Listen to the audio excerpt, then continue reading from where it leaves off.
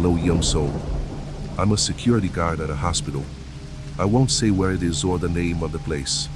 What happened there, what still happens, shouldn't be spoken of. But I need to tell someone. I need to share this burden. I work the night shift. It's been years. At first, it was quiet. The empty corridors, the silence of the dark wings, the monotonous hum of life support machines coming from some distant room. The hospital slept, and I watched. The only part one avoided was the morgue. Not out of fear. After all, the dead don't harm anyone. But there was always a smell, a chill that didn't just come from the air conditioning. The place seemed to carry a weight, as if something invisible pressed on the air around. Everything changed on an ordinary night. I was in the monitoring room, watching the cameras. The clock read 3:22 a.m. when I noticed something strange. One of the morgue drawers was open. I stared for a few seconds, trying to remember if someone might have left it that way. But the last person to enter there had been the autopsy assistant, who left nearly an hour ago. And I was sure he had closed everything. My skin crawled. I grabbed the radio and called my colleague who was patrolling another floor. Carlos, can you check the morgue? There's a drawer open. Silence. Carlos? Nothing. I sighed and stood up. Maybe he was in the bathroom. Maybe the radio battery had died. But I knew I was trying to convince myself that I didn't need to go there alone. I grabbed my flashlight and walked to the elevator. The corridors were completely empty. No sound, except for the soft hum of the fluorescent lights. When the doors opened, I faced the basement corridor. The morgue was at the end, on the light. With each step, the air felt denser. My stomach turned as I caught that smell of formaldehyde and something else, something modern. I pushed the door slowly. The creak echoed in the absolute silence. There it was. The metal drawer, wide open. The tag hanging from the handle fluttered slightly, as if an invisible breeze had just passed by. I knew I had to close it, but something inside me screamed to leave. That's when the light flickered, and I heard it. A whisper. Low, hoarse, coming from inside the drawer. Come back here. My blood ran cold. I turned the flashlight into the drawer. It was empty. Just a crumpled white plastic bag, as if something had moved inside recently. The morgue door slammed shut on its own with a thud. And then, once again, come back here. This time, the voice came from behind me. I ran. I ran without looking back, without caring about the noise, without caring if someone would hear. The elevator felt miles away, and when I finally got in, I pressed the button repeatedly, my hands shaking. The doors closed. But before they fully sealed, I saw through the gap a pair of bare, pale feet, standing at the entrance of the morgue. And they were facing my direction. When the elevator doors finally closed, the feeling of relief was like surfacing from a great depth. Yet I still couldn't breathe properly. The weight on my shoulders was unbearable. Panic seemed to crawl into every cell of my body, and the feeling of being watched wouldn't let me rest. The elevator ascended slowly. I was huddled in the corner, as if that could protect me from something I couldn't see. But I felt a presence. When the door finally opened on the ground floor, I bolted out without looking back. The hospital lights seemed brighter, but they offered no comfort. With each step I took down the corridors, I wondered what was happening. What was that? The voice, the drawers, what had happened in that morgue, in that place that always felt on the edge of something we don't understand, yet feel is there, waiting. At my post, I forced myself to keep watching the cameras. But my mind was no longer there. Every time my eyes met the screen, I felt myself being pulled back into that dark corridor, where the only visible thing was those bare, pale feet, as if they were waiting for me to see them. The rest of the night was a torturous tangle of thoughts and strange sensations. When my shift ended, I barely managed to sleep. I just wanted to forget everything that had happened. But I couldn't. I woke up to the sound of the radio. Carlos's voice was muffled, yet clear enough for me to hear his words. Hey man, where are you? Something strange is happening here. I was ready to respond, but then I noticed something. The radio was strange. It was quieter than it should normally be. As if someone had tampered with it, changed the frequency. I went to the hospital's radio station, the place where we always received emergency calls, and there I found Carlos. He looked pale. His face was sweaty, as if he had just come out of a nightmare. He looked at me, but it didn't seem like he truly saw me. I don't know what's happening. I was at my post, and he started to stutter, his voice trembling. The cameras, they're not showing what I saw, man. I saw someone walking through the morgue corridors. I frowned. Carlos was visibly shaken. He was sweating and breathing heavily, and asked me, Did you notice that everything is very quiet today? No sound, no sirens, not even the other security guards seemed to be around. I tried to ignore the chills running down my spine. He was right. Something was wrong in that hospital, as if life had been drained from it, leaving a void that only waited for a moment to devour everything. I went down to the morgue with him, trying to appear calm, but the tension in the air was palpable. The door was ajar. This shouldn't happen. No one had been there since last night, and Carlos was still visibly shaken. When I entered, the light flickered, and the smell of formaldehyde and decay filled the space. The door was open again. The metal gleamed under the cold light, but the most disturbing thing was what I found inside. There was no corpse. There was nothing human there. But a white plastic bag was once again crumpled, as if something had writhed inside it. I swallowed hard.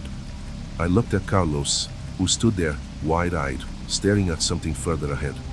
I followed his gaze and saw, at the back, the reflection in the dark glass of the shelf revealed something that shouldn't be there. It was a figure, tall and thin, almost indistinct, but with arms that were too long, twisted. His fingers seemed to stretch almost to touch the glass. The most unsettling thing was that this figure was looking at us. I don't know how I managed to react, but the feeling that presence was watching us froze us in place. The figure didn't move. It stayed there, watching. And then, a sound, a whisper again. Louder. Clearer. Come back. The words didn't come from a physical place. They were in our minds like an imposition. It was as if the very essence of the hospital had come alive, a malignant presence connected to every piece of flesh, every dead body, and every lost soul. I looked at Carlos, and he was pale. His lips were trembling, but he couldn't speak anymore. I was paralyzed, my eyes fixed on the figure in the glass. And then, as if everything had been a nightmare, the glass shattered. But it wasn't the sound of breaking glass. It was the sound of something coming out from within. A long, skeletal hand broke through the glass with a force that seemed impossible, and soon another, and another. The claws scraped against the metal, with a sound that pierced through the bones and made my heart stop. Carlos screamed. The last thing I saw before I ran was the figure emerging from the glass, its fingers curling and twisting, as if trying to claw its way out of confinement. And then, it looked at me, and its mouth opened. It was a toothless mouth, just torn flesh, and the smile that formed was grotesque. When the elevator doors closed, I smelled decay. I knew, without a shadow of a doubt, that it was there, waiting for me. And the worst part? I knew it had already begun to call me. The first night after what happened in the morgue was unbearable. Even far from there, I couldn't escape. Every corner of the hospital seemed to watch me. Every corridor felt longer, narrower. The silence was heavy, like a suffocating blanket. What troubled me, deep down, was that the hospital seemed to be waiting for something. Or someone. That echo, the whisper. The voice that came from every corner. I heard it all night long, unsure whether it was a hallucination, a memory, or something much, much worse. The second night was even worse. I knew I could no longer ignore it, but my mind was unraveling. I was about to succumb to panic when I was called to an incident. An emergency. It was then that I found Carlos again. He was paler than ever, but now he was agitated. His eyes were like those of someone who had lived a nightmare but couldn't wake up. He looked like he wanted to speak but couldn't. His body was trembling, and he couldn't stand. Carlos. I started, trying to speak calmly, but my voice came out drawn out. Carlos, what happened? He didn't look at me and stood still, breathless. His eyes were fixed on something beyond me. I couldn't understand until he finally whispered, in a distant tone, as if speaking to himself, they are coming here. Those words made me shudder. I looked at him, and then I realized what he saw. On the wall, reflected on the damp surface, a dark stain began to form. It wasn't just moisture. It was a kind of thick liquid, like congealed blood, but with the viscous texture of something else. Something corrupt. The stain climbed up the wall to the ceiling, and then it came down. I saw it. I really saw it. With each passing second, the stain spread, and the hospital seemed to breathe. The structure, the walls, the corridors, the place was alive, but in a completely insane way. The air was dense, heavy. It felt as if we were being swallowed. Carlos couldn't take it anymore. He ran out screaming, and I ran after him, but it was useless. When we left the corridor, what remained was the echo of his voice, already almost unrecognizable, as if being dragged away. I'd only saw him again the next morning, but he was no longer himself. His body was there, but his eyes were empty, as if nothing remained of him. The soul had been ripped away, left to rot in the place where he used to be. I didn't know what to think anymore. Perhaps I had gone mad. Maybe I was fatigued. Or perhaps I was beginning to understand that the hospital was never just a hospital. But that night, the third night, wasn't going to give me answers. It was going to take me to the bottom of the pit. I was at my post, monitoring, trying to ignore the growing pressure in my chest. The eyes in the back of my mind, those eyes, which always seemed to be watching me, they were stronger, clearer. That's when I saw something that shouldn't have been there. On the camera showing the main corridor, a figure appeared. It was far away, at the end of the corridor. I thought it was a reflection, but it wasn't. It couldn't be. The figure was slowly approaching, making no sound at all. I zoomed in, but what I saw made me freeze. The figure was facing away, but it was tall and thin, like a walking skeleton. Its legs dragged, the bones cracking with every movement. Its hands, overly elongated, seemed to have claws. And the most disturbing part, the skin was pale, cadaverous, but there was a sense of movement, as if it were no longer dead, but something worse. Something that was still alive but shouldn't be. I tried to scream, tried to alert the central, but my throat felt like it had closed up. And then, the light flickered. I looked at the screen and saw. The figure was no longer at a distance. It was close. Very close. And its eyes. I saw its eyes. They were completely black, devoid of shine, like two bottomless pits. And something told me, without words, that it knew I could see it. It was looking at me. The monitoring door swung open abruptly, with a crash. I turned around, but saw no one. I heard a sound, a whisper louder than before. It seemed to come from the walls. And the words, those same words I had heard before, but now much clearer, echoed through the room, directly in my mind, come back here. I quickly stood up, without thinking, and ran down the hallway. The feeling that something was about to grab me was overwhelming. Each step I took felt like I was sinking deeper into an abyss that would never end. When I turned the corner, I saw the morgue door. It was open again. And there, in the center, was Carlos's body. But it was not the Carlos from before. It was a distorted version of him, his bones stretching impossibly, his body disfigured in a way that the human mind cannot process without collapsing. He was lying down, but his eyes, those eyes, were watching me, as if they were waiting. The voice, that voice I already knew, whispered again, but now, it did not come from the walls. It came from Carlos himself. Come back, here. I didn't hesitate. I ran to the elevator and pressed the button so hard that my hands ached. The doors closed, and I could only hear the sound of my own heartbeat. But as the elevator ascended, the sound was there. It was with me. And now I knew. I knew that even if I left that place, the thing Carlos had become, the thing that was waiting for me, had already started to call me. I just didn't know how far it would follow me. I didn't want to believe. I didn't want to accept what was happening, but as the nights passed, I realized there was no escaping anymore. That thing, that presence, was becoming a part of me. A dark part, crawling under my skin, consuming my strength and my sanity.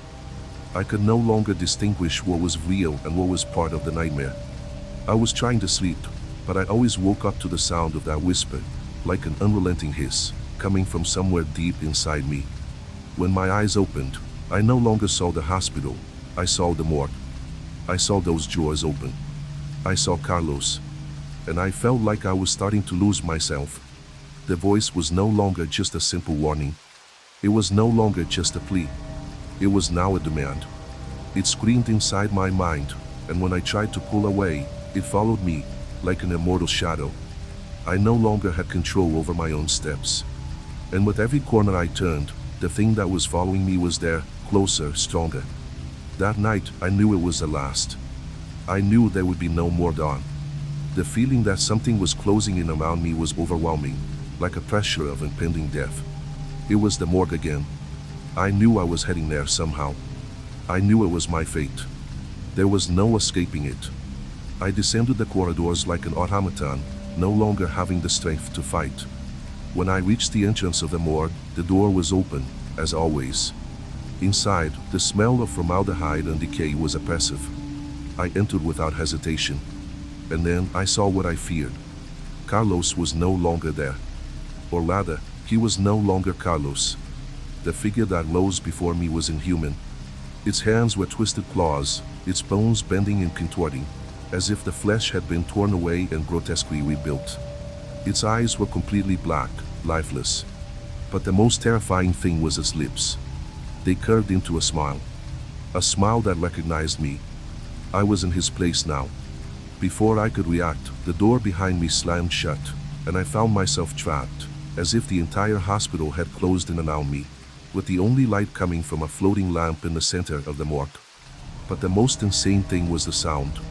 The sound of what once seemed to be a body, now emitting laughter, twisted chuckles, as if it were toying with pain. "You are one of us now." The voice, the same voice that came from the walls, whispered directly into my mind, as if it had materialized there, before me.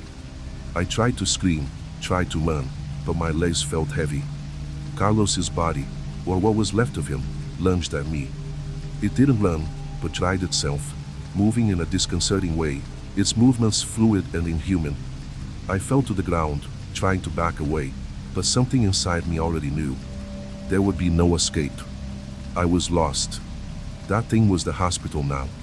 And it wanted me. The morgue began to distort. The bodies in the drawers started to move, but not like the dead. They were alive. And they were watching me. The empty, soulless eyes reflected my own image.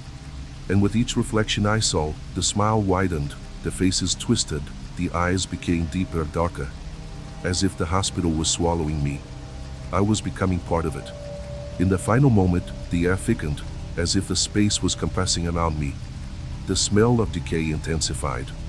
I felt as if my skin was disintegrating, as if I was being drawn into a mad and endless darkness. I no longer felt pain, just an absolute emptiness. And then, the last thing I heard was the final whisper, the voice that was now inside me, within every part of my being. "Come back here." And I knew, without a doubt, that I had been consumed. The hospital had taken me, just as it had taken all the others before me. And now, there was no turning back. I was lost in the abyss of its walls, with the dead calling my name. And they will always be there, waiting.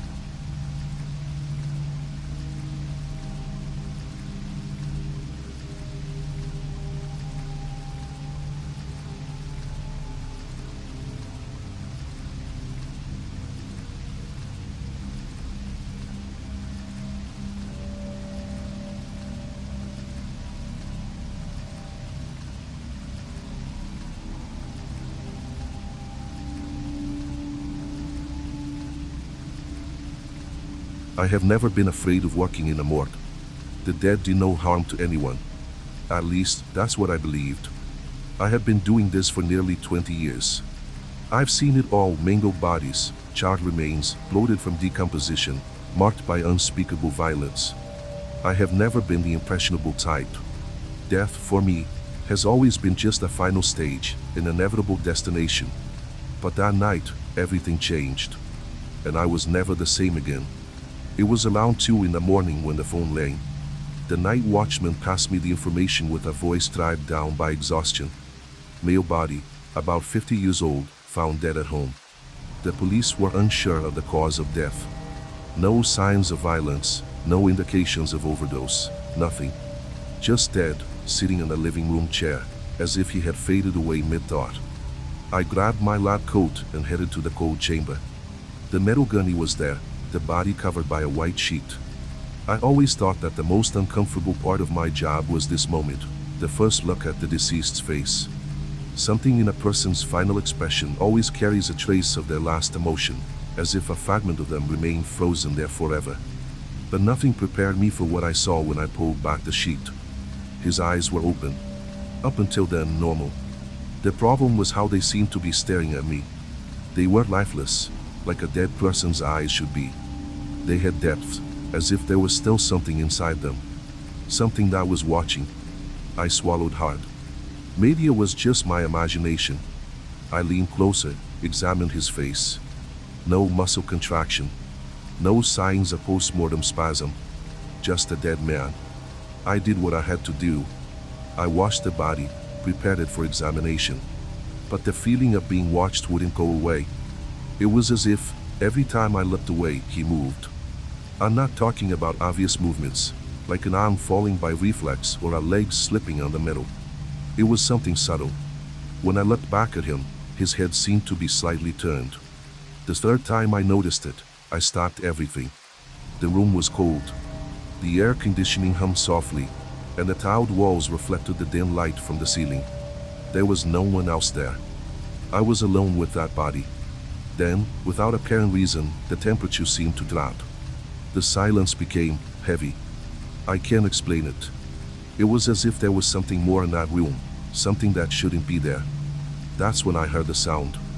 A dry crack, like a bone breaking. My body went rigid. I turned slowly. The corpse was in the same position, except for one detail. His mouth was open.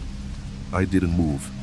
I stood there, frozen, feeling the cold air of the room brush against my skin, watching that lifeless face. The mouth that had been closed was now slightly ajar, and I couldn't shake the impression that he was trying to say something. The silence was overwhelming. I could hear my own heart beating in my throat, each pulse strong and irregular. I tried to rationalize. Rigor mortis hadn't fully set in yet. It was possible that the jaw muscles had relaxed, causing the mouth to open reflexively. This happens sometimes. But something inside me, a primitive instinct, screamed that it was more than that. I approached slowly. The face of the corpse looked different. The eyes were still open, but now there was something in its expression that I hadn't noticed before. A shadow of understanding. As if somehow it knew I was there. It's just your mind playing tricks. I tried to convince myself. But then I saw the teeth. It shouldn't have been unusual. Bodies have teeth, after all.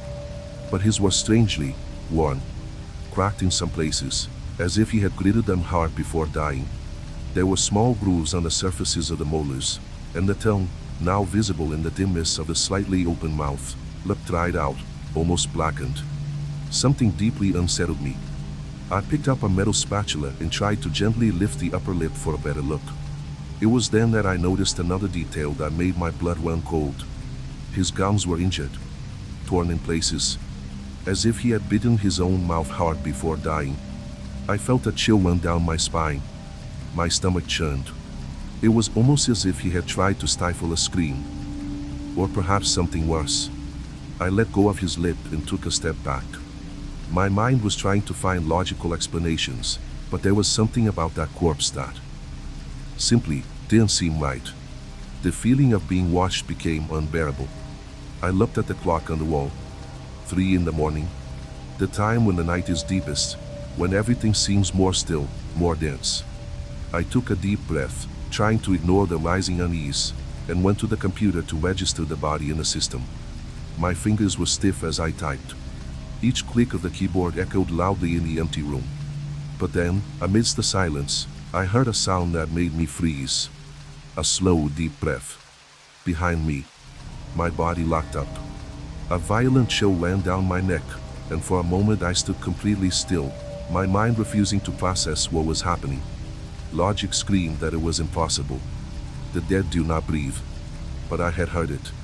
I closed my eyes for a second, trying to compose myself. The air conditioning, I thought. The airflow made something move. Yes, it had to be that. I turned slowly, feeling a knot form in my stomach. The corpse was still there, just the same. But now there was something different. Something that took my breath away for a moment.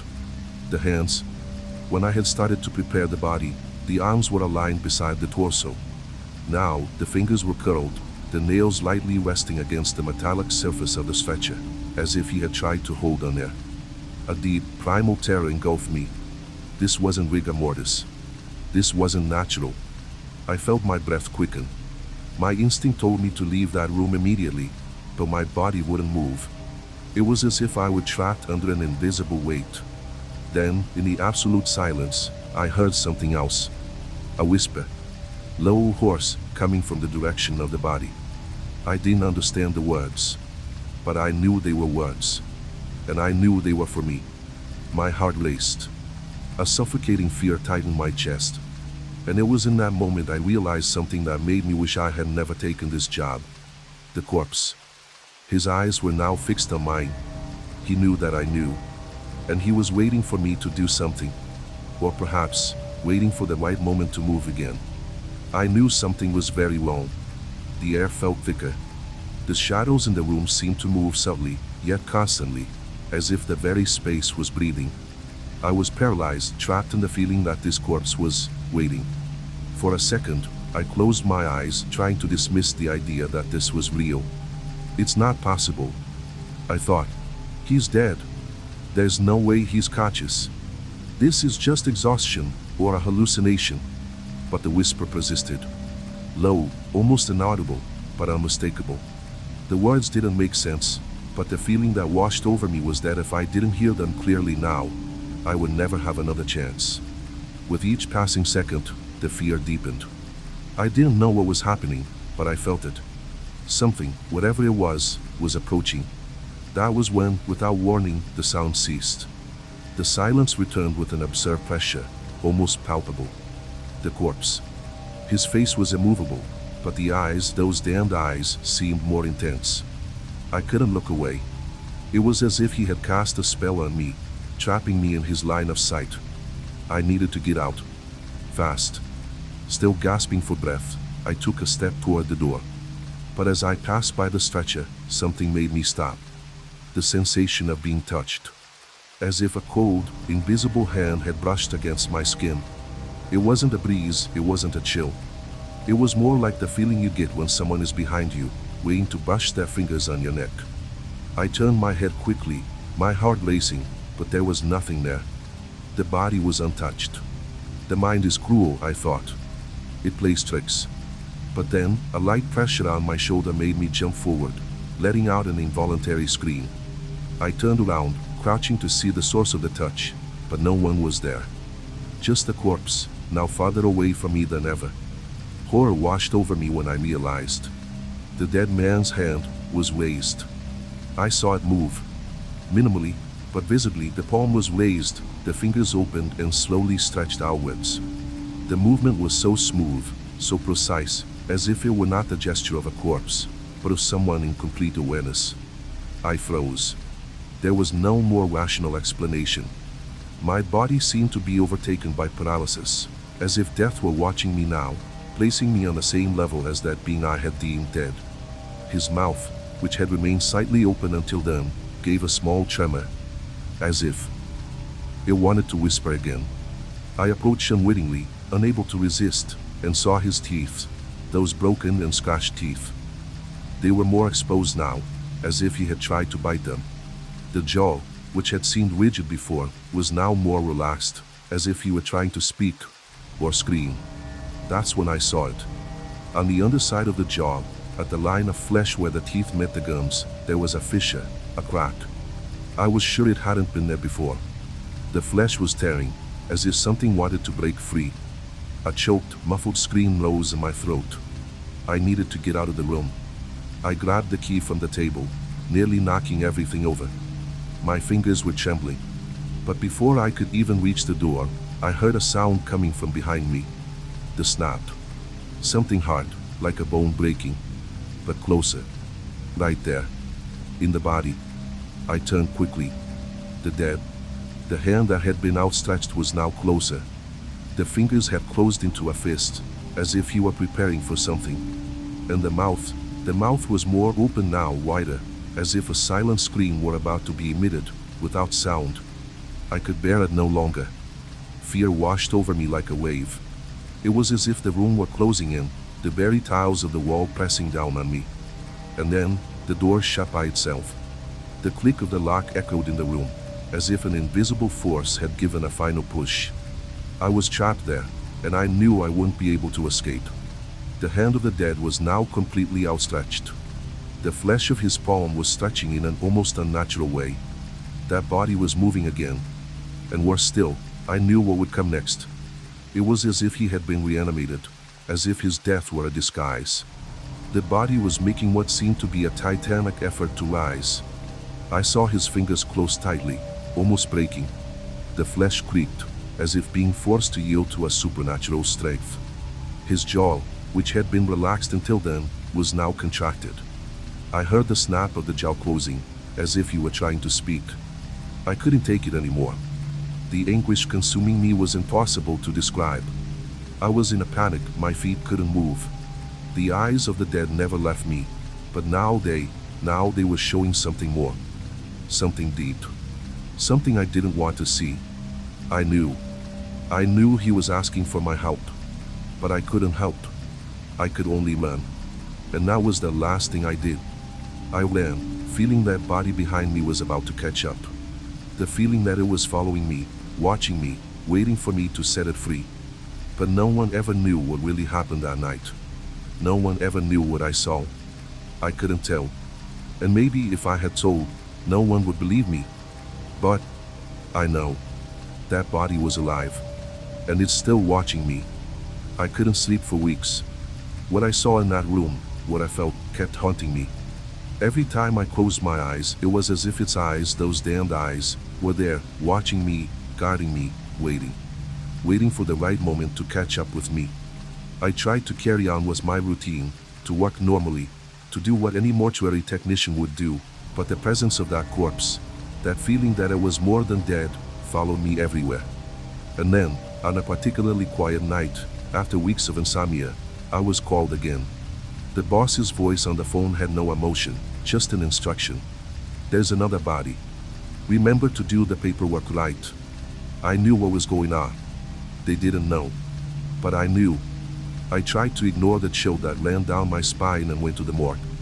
It was late, the city was silent, and the dim lights of the building flickered faintly. When I entered the cold room, the air felt denser than ever. A strange sensation formed inside me, something heavy. I didn't need to see the body to know. When I entered the room, one thing made me stop in place. On the metal table, where bodies were usually prepared for burial, there was a letter. There was no explanation for it. The morgue didn't receive deliveries. There were no records of packages. And, even stranger, the letter was addressed to me. I trembled as I tore open the envelope, and inside was just a single sentence, written in a handwriting I recognized. I never died. It was the handwriting of the dead, of the body I prepared weeks ago. My stomach churned. The room spun around me, and reality unraveled, leaving me with nothing but terror. The letter was there, like a warning, like a touch. And in the back of my mind I knew it wasn't a warning from someone who had already left.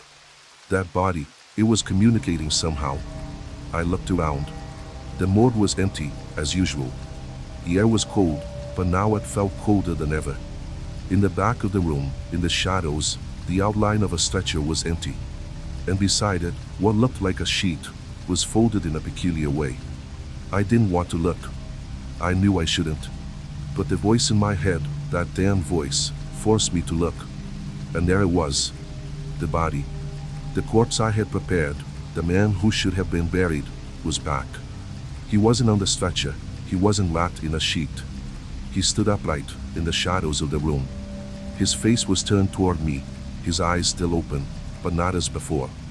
Now they were completely empty, an absolute darkness where the irises should be. I didn't know how he got up, or if that was even possible.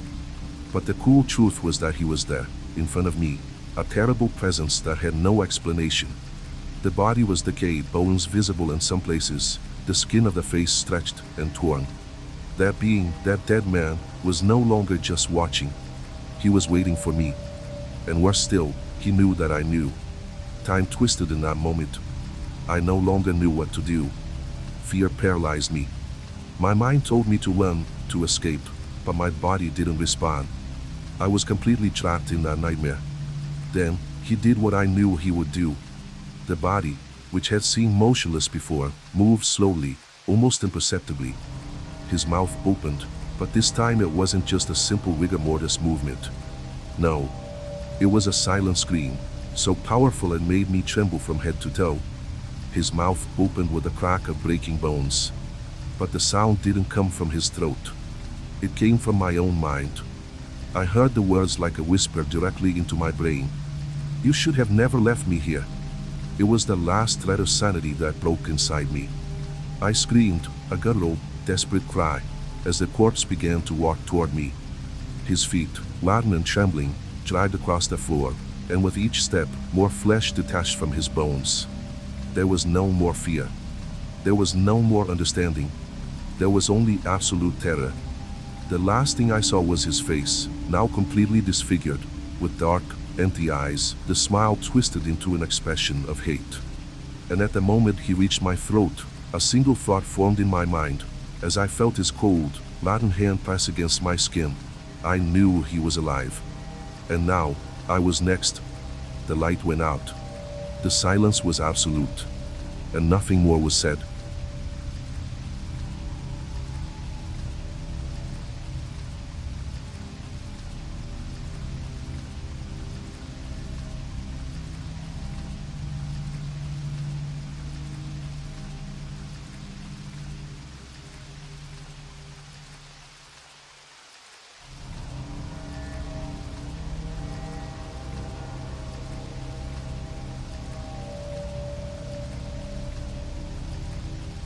It was Marcos who told me this story. He was an experienced police officer, having seen it all. But that day, his voice trembled. I had never seen him so restless. He held the cigarette between his fingers but didn't bring it to his mouth. His gaze was lost, fixed on nothing. You won't believe what happened. It occurred a few months ago, in the district morgue. The place was old, a cold concrete building at the end of a mostly deserted street.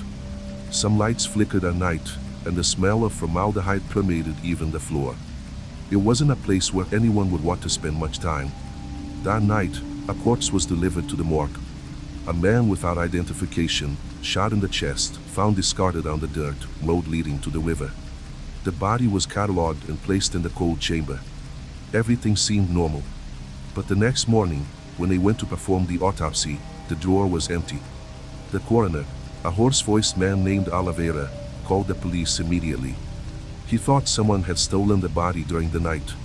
But the security cameras said otherwise. You don't understand. Marcos took a deep drag on his cigarette. There's no one on the video. Nothing. They searched the entire morgue, every corner, every hallway. Nothing. No signs of a break-in. No doors broken. No footprints. Just a damp trace, as if something had dripped from the cold metal of the drawer to the floor.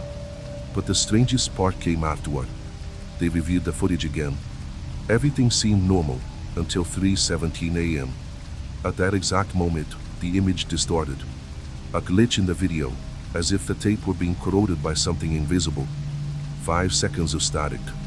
And when it returned to normal, the drawer was open. Empty. I don't know what to think. Marcos rubbed his temples. No one went in. No one came out.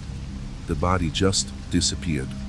I thought it might have been an error, perhaps a recording issue, a mistake by the staff. But then came the part that sent chills down my spine. Days later, someone saw a man wandering through the town square. A man identical to the deceased. Pale. Sunken eyes. The same face. The same scar on his eyebrow. But no one could prove it was him. Marcos looked at me with eyes filled with something I couldn't identify. Perhaps it was fear, or maybe regret for having shared all this. He glanced around, as if expecting someone to be listening, But we were alone, just the two of us, in a corner of an empty bar. A heavy silence settled between us until he continued. You know, after this happened, I started seeing things. I can't explain it well, but I started seeing him. The dead man, the body that vanished. I felt a shiver run down my spine. Marcos, always so serious and rational, had never told me anything like this before. He had never shown vulnerability, but there, in that moment, he seemed almost lost. As if the truth was dragging his mind to a place where he could no longer control what he saw or what he thought. That story about the man in the square was just the beginning. The disappearance of the corpse was the spark of something much deeper, and, as I would soon discover, much darker. Marcos told me that, on the night following the disappearance, he was called to investigate something in the city center. They said a man, dirty and looking like he had walked miles without stopping, was wandering the streets, talking to himself, pointing at shadows. The police thought he was just a drunk, someone who had lost touch with reality. But when Marcos arrived, he felt a cold shiver take hold of him. The man was facing away, but Marcos immediately recognized that unsteady gait, that dragging of feet on the ground, as if something heavy was attached to his ankles. I saw him again. The face. It was him. Marcos was visibly shaken, the words coming out with difficulty. But it was the same man, the one from the body. Only, it wasn't him. Something was wrong. He looked broken, as if he was slowly falling apart. The man turned slowly.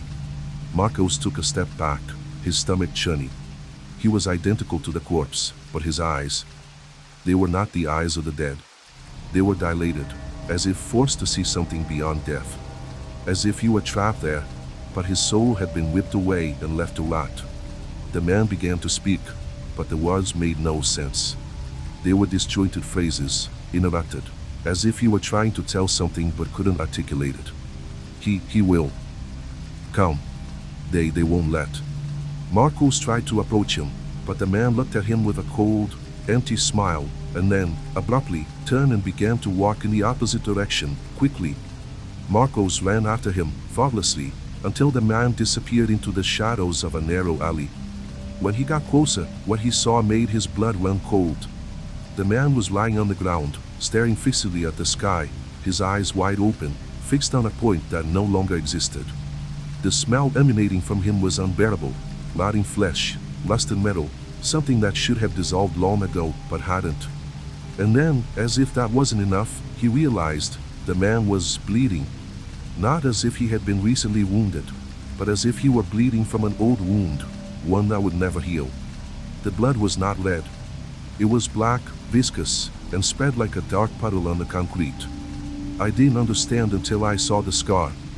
Marcos continued, almost whispering. The same scar as a body. But the corpse was buried. I saw it. I saw it myself.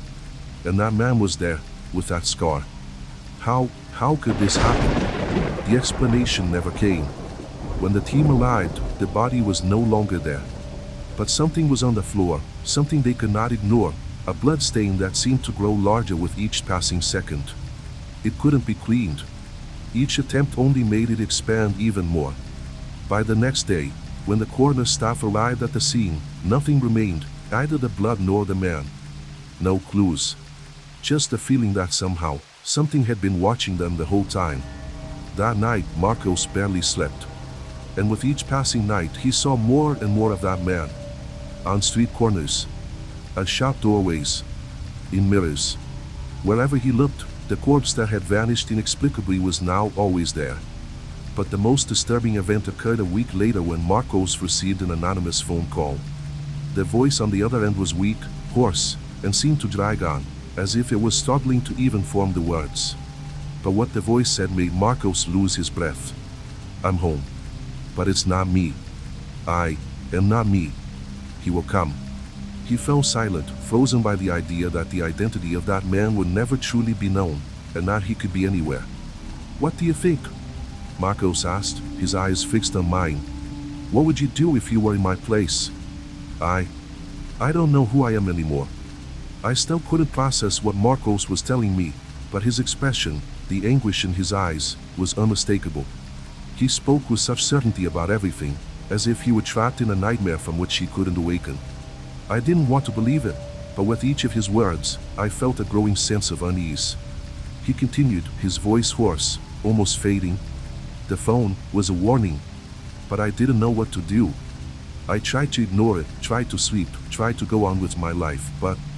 He paused, swallowing hard. The cigarette in his hand went out without him noticing. The sound of the wind seemed to amplify the stillness of those words. Marcos took a deep breath, and I could see he was starting to relive everything in his mind. The tension in his forehead, the cold sweat on his neck, as if he were about to explode. After that phone call, it was as if time stopped. That night, I went to bed late, almost at dawn, but what happened next was indescribable. I woke up in the middle of the night, you know? Something made me get out of bed. I don't know what it was, but I felt he was there. He paused, his eyes fixed on the void, as if he were reliving that moment. I was alone at home, the window open. A cold wind came in and made me shiver. I looked to the side and saw something moving in the living room. A shadow, a tall figure, as if it were a person, but at the same time, it wasn't. He was there, standing, looking at me.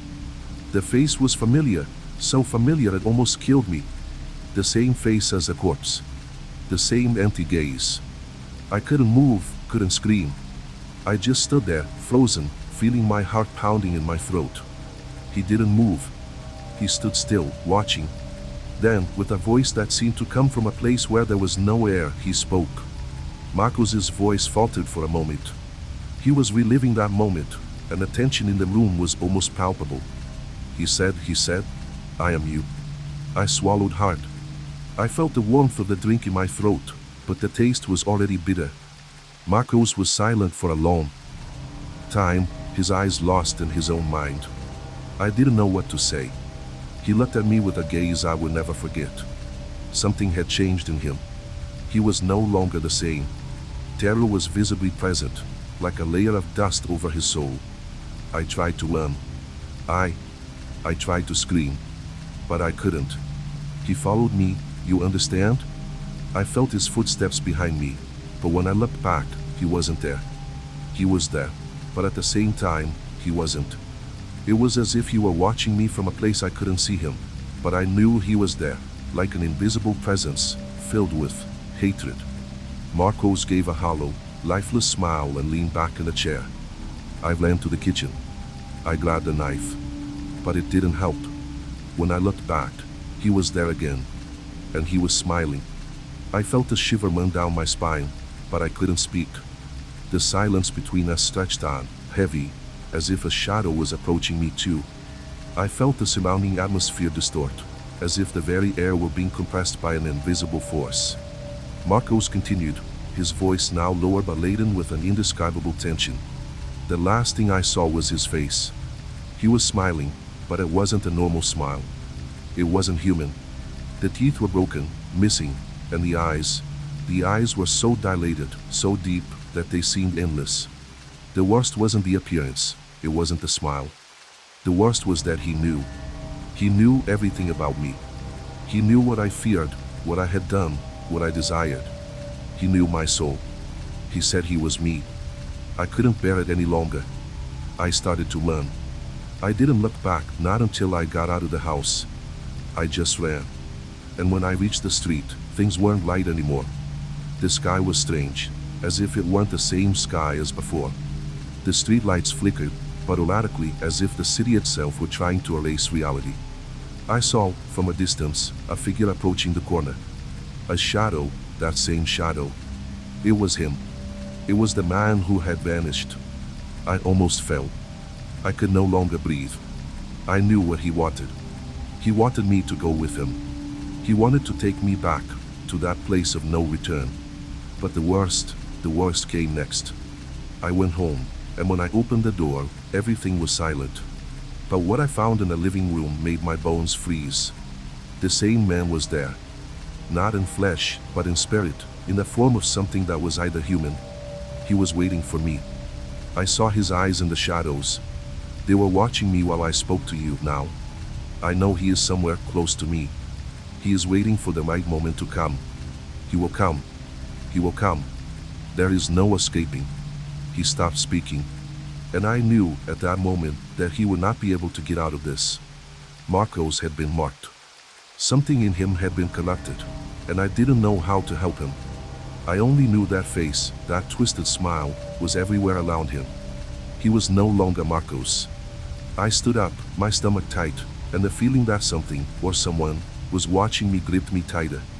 The air was thick, as if the room was being invaded by an invisible presence, a dense, macabre energy, capable of pulling anyone into the shadows. The last thing Marcos told me, in a whisper, as I moved away from the table, was, "He is inside me." I didn't know what to do anymore. What Marcos told me seemed impossible, but I felt I was not alone in that room. Something was there, in the air, hovering between us, waiting. I could feel it. The fear he exuded was contagious, and even trying to ignore it, Marcos's words hammered in my head, like a macabre and distant melody. He is inside me.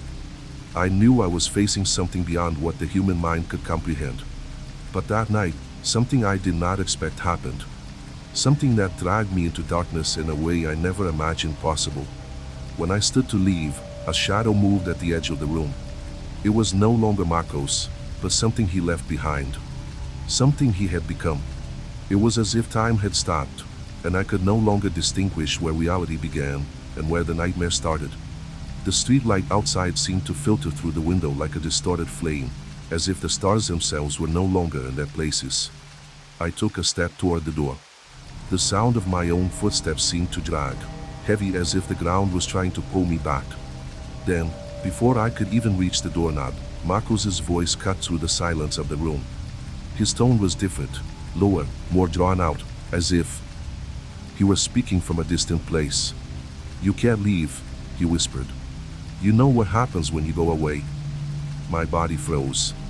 His words, and the tone in which he said them, seemed to come from inside a tomb. I didn't turn around. I didn't want to see what was forming behind me. I didn't want to know if he was no longer the Marcos I knew. But an invisible force, something like a cold hand, pulled me back, made me turn, made me face it. The figure that was once Marcos was no longer there. He, or what remained of him, stood in the center of the room, in an almost unnatural position. His hands were stretched out in front, but not in a human way. They elongated, fingers stretching impossibly, tips breaking through the skin and emerging as claws of some horrible being. His body was contorted, face warped, as if it were unraveling from within. The scar he feared so much was now visible, and I watched it grow, swelling like an open wound, pulsating with dark energy, a force that did not belong to this world. He stared at me with black eyes, completely black. There was no more life there, only emptiness and infinite darkness. But he still smiled, that macabre smile, that expression that made my bones tremble. The face of Marcos, the man I once knew, was there. But it was merely a mask, a fallen facade, being consumed by something far, far worse. His mouth opened, and what came out was not a human voice. It was something modern, distorted, as if reality itself were being torn apart to make way for what should not exist. "He will come," that thing said, mimicking Marcos's voice. "He has already come. There's no turning back. We are already one." I ran for the door. But running is pointless, because no matter where you go, he will find you. The last thing I heard was the sound of the door slamming shut, and the laughter, a deep, hissing laugh, almost as if death were enjoying itself. And now I know. I know he saw me. And now, he is inside me. I am him. And he is me. That man, once called Marcos, will never be seen again. But he no longer needs to be seen. He is everywhere now. And when he finally comes for you, you will know. You will feel the chill in the air, the shiver crawling up your spine, and you will understand that it's too late to run. Because in the end, we all disappear. We all become one. And there is no escape. Did you like this story? Then don't forget to like, comment, and subscribe to the channel so you don't miss the next ones. If you've ever experienced something inexplicable or have a scary story to share, send it to us via the email in the description. Who knows, your story might appear here? See you next time. If they allow you to be here, you never know what you will find in the shadows.